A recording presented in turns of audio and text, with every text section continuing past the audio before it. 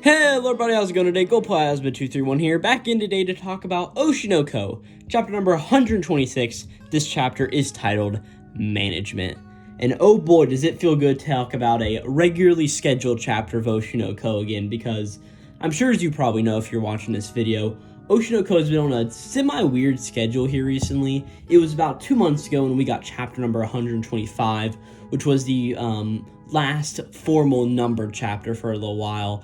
And we got that in all of its content, but then for about 2 months, the writer of Oshi, Aka Akasaka, took a little bit of a break to focus on some other things in their life.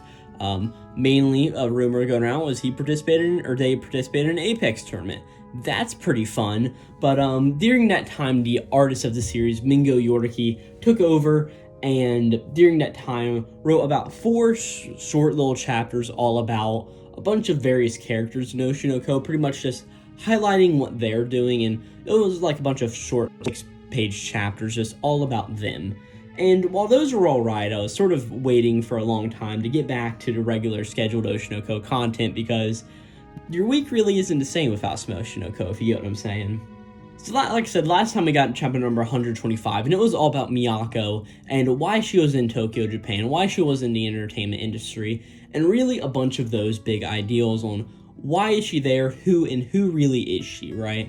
And why does she care so much about the company of Strawberry Productions, right? And of course, she had just met Ichigo, the founder of, or Ichigo Saito, the original founder of Strawberry Productions, and her former husband, who sort of abandoned and wasn't really a good person after the death of Ai. So it was this big thing to where the two of them were meeting up, and a lot of big conflict was happening with the two, and it was very interesting altogether.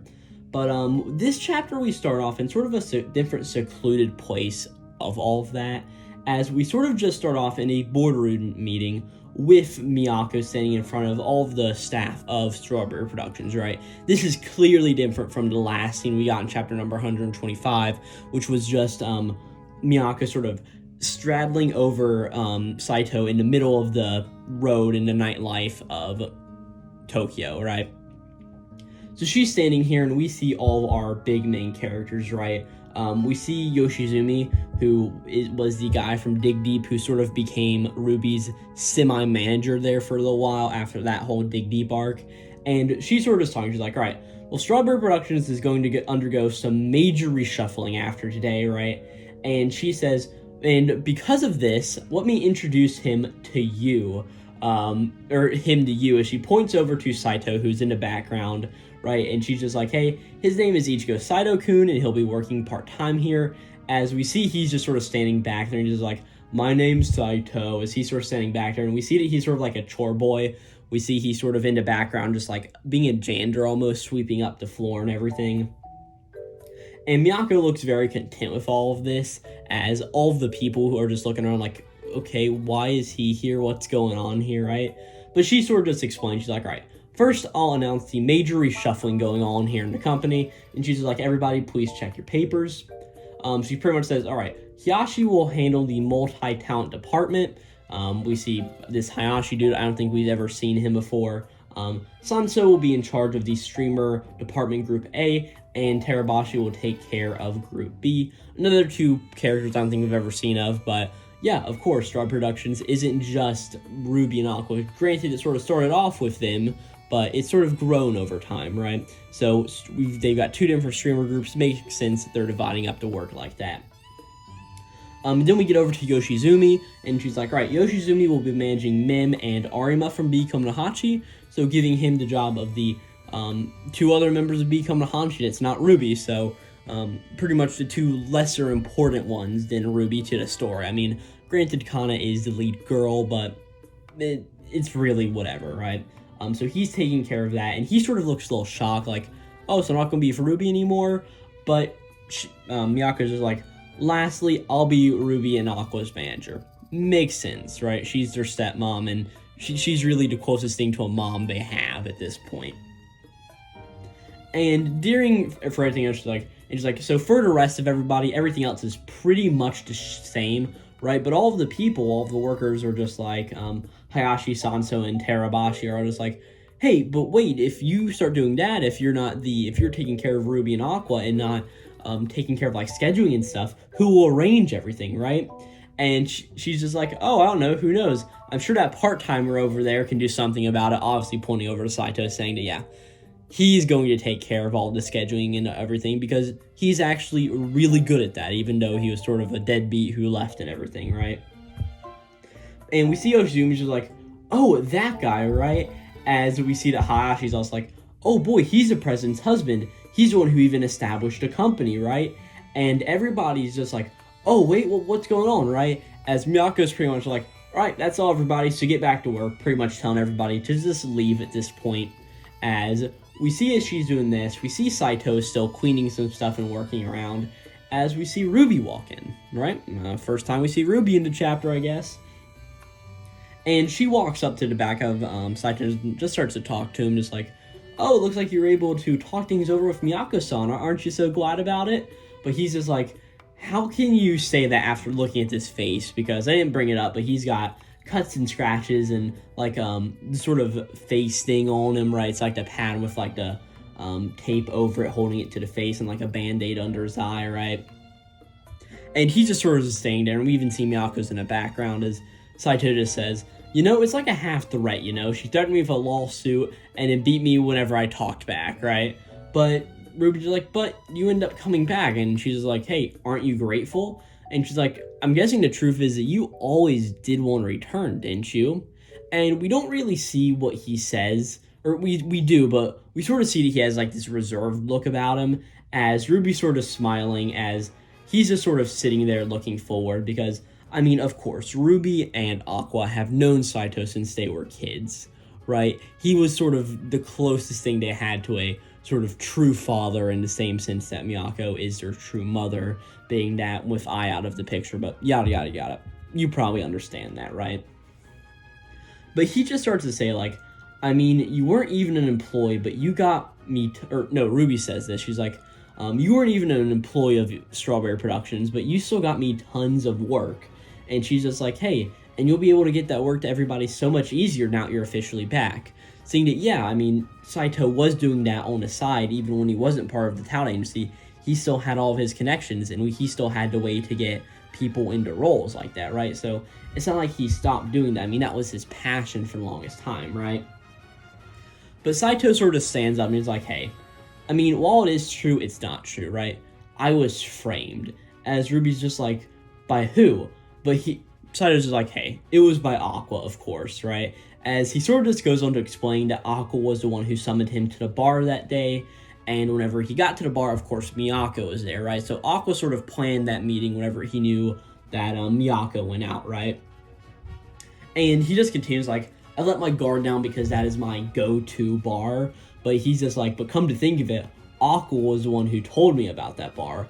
And pretty much is saying, which means from the beginning it was just a matter of time before this happened, right? He had it all planned out, which of course is just showing Aqua's big and massive cunning, being who Aqua is, right? As Ruby's just like, Aqua did what? And she's like, oh, I see. So that's how it is. As we see it, Saito's like, what do you mean by that, right? As we sort of get some introspection into Ruby's character, she's just like, oh man, everything is clear now. I knew it, Aqua. He loves me so much. And she's just like, he was trying to get Ichigo back for my sake, to the office for my sake. As usual, he always does things in such a roundabout way. She's like, oh my gosh, it's just so cute. And she just sort of just freaks out over Aqua. It's the whole big thing ever after chapter 123 or 24, whatever. The whole one where the two learned who each other were. So it's just that same agenda of, how's Akasaka going to write this? Is he going to write it where, oh no, the two siblings love each other? Or is he just going to make it to where Ruby has this unrequited love towards Aqua and he doesn't really just go back to it, right? But as Ruby just continues, she's just like, man, he's been like that ever since he was the doctor. He's got he prepares a surprise vow consulting those around him, right? And she's just like, oh man, he's just so cute. He likes to act tough even though he's super kind, but I accept that quirk of his too, right? As she just continues like, he's always been like that, so it can't be helped. I really hope he can start relying on people soon. Does Ruby not have that more wrong, right? But that's pretty much the whole thing there. Is Ruby just like, oh my gosh, I can't believe it, right? That's so cool. Aqua is so nice, right? But as everything just continues, we cut to later that night where Saito is working on a computer, which is obviously a MacBook, an Apple computer, because we even see the Apple logo on the back of it, right?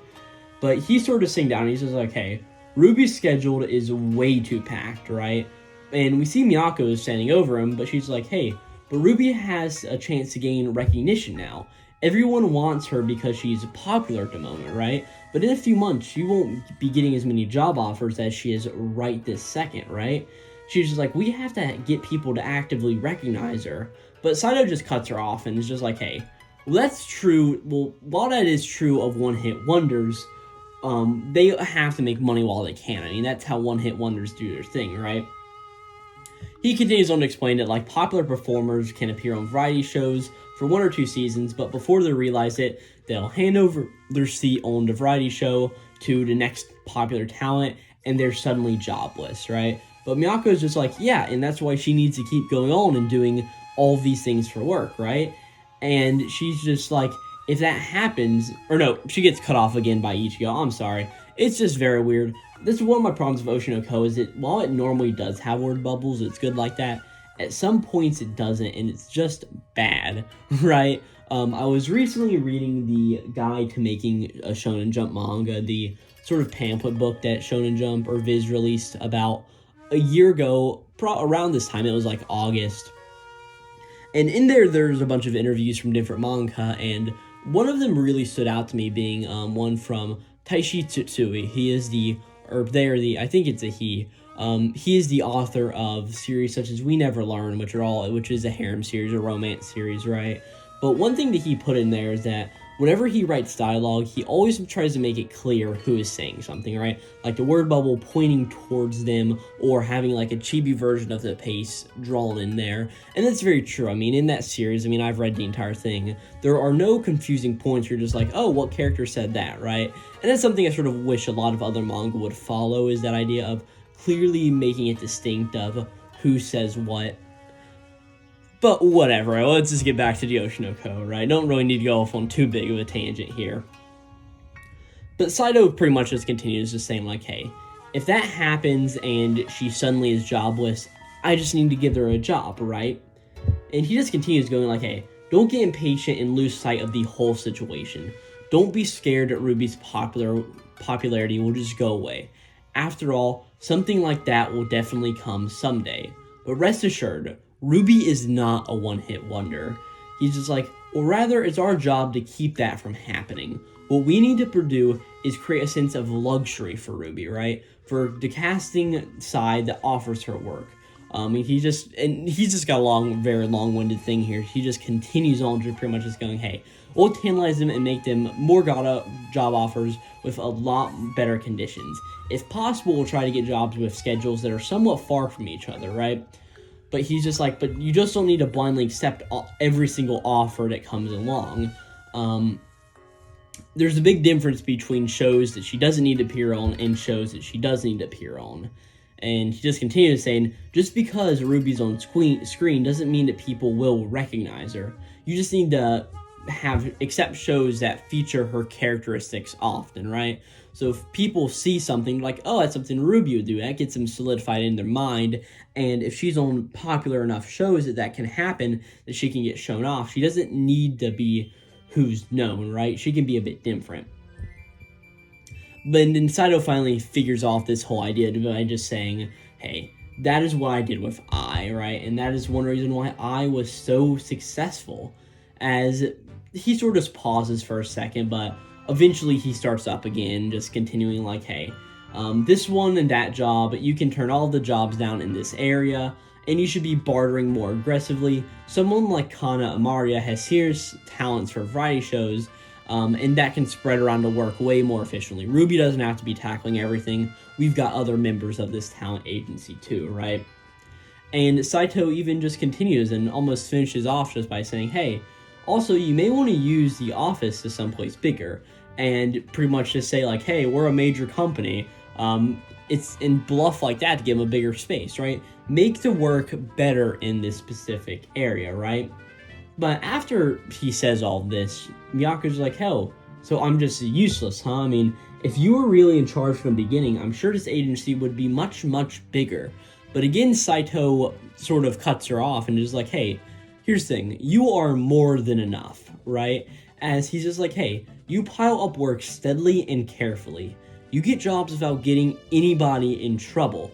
You're almost a perfect business person, right? And your talents are also raised so diligently, they know what they're doing. If somebody gets an actor from this talent agency, they know they're getting something good. Pretty much just saying that, he's pretty much like, honestly, Strawberry Productions has a really good reputation in the industry right now.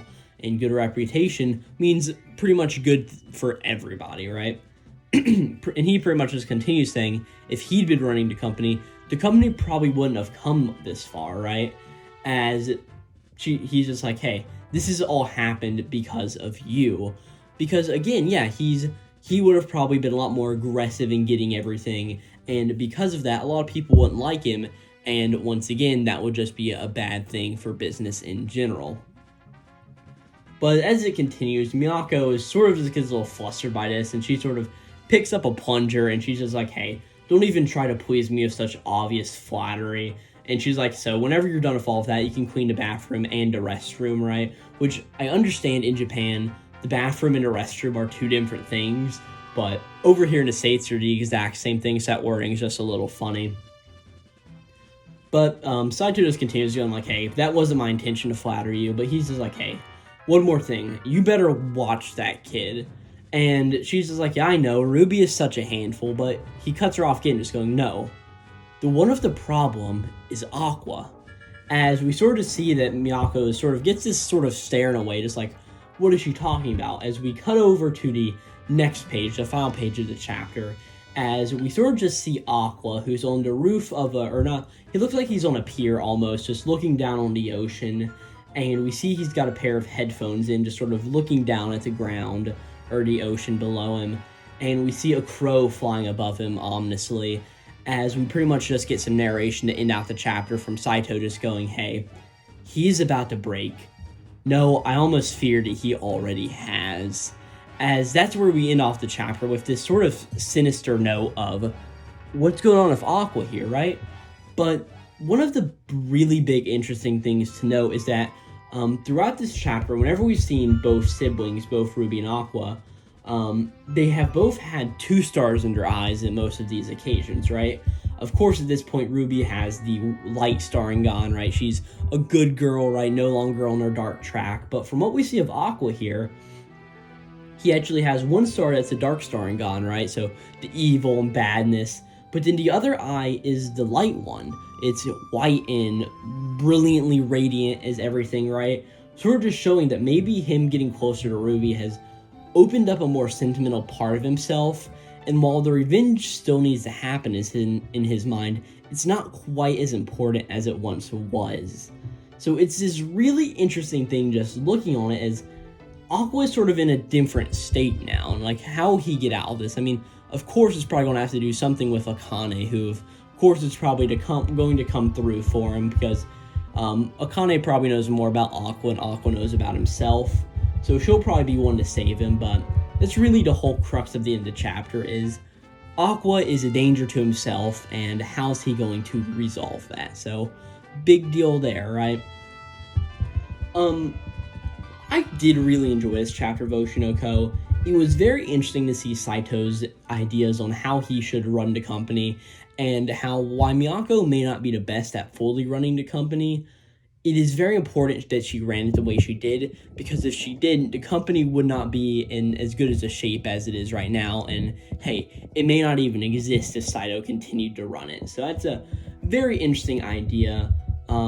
I do like how we see the whole thing in the beginning of the splitting up the different people in the group to sort of like, all right, you're going to go do this now, you're going to go do this, yada, yada, yada. I do find that very interesting.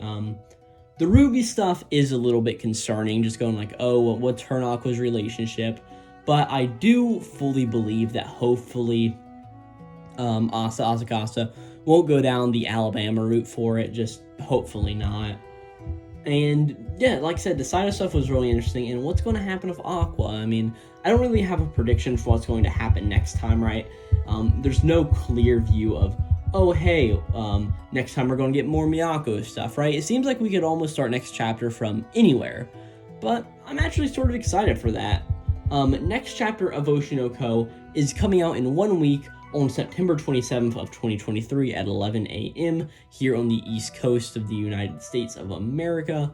So yeah, we just gotta wait a week, which is sort of nice, being how the interlude chapters were so broken up. But I really don't have too much more to say about this Oshi no Ko chapter. If you did enjoy this video, hopefully you wouldn't mind liking up, subscribing to the channel. And if you have anything to say about what I said in this chapter, I mean, what do you think Aqua's going to do next? If you have any predictions on that, you can leave them down in the comments down below. I'd be very eager to see what your guys' predictions are for Oshi no Ko. I also have plenty of other Oshi no Ko videos on the channel, so if you did enjoy this, maybe you'll like some of those other reviews. I started at chapter number 111, so if you want to hear about that chapter up to this one, I've got all of the reviews on the channel, and I promise you, they're sort of decent, right? I also cover a lot of other manga on the channel. I know Tenmaku Cinema just ended, but if you're interested in hearing some reviews of that, I have them. I also talk about Weekly Shonen Jump on a semi-weekly basis, not constant, but I try to put out the videos when I can, so hope you won't mind checking out those either, and just a subscription does a lot for the channel. So again, thank you very much for watching this Oshi no Ko chapter number 106 review, and I'll be back next Wednesday to talk about Oshi no Ko chapter number 127. I had a great time talking about Oshi no Ko. Hope you guys had a great time listening, and it's going to be Glowplasma231.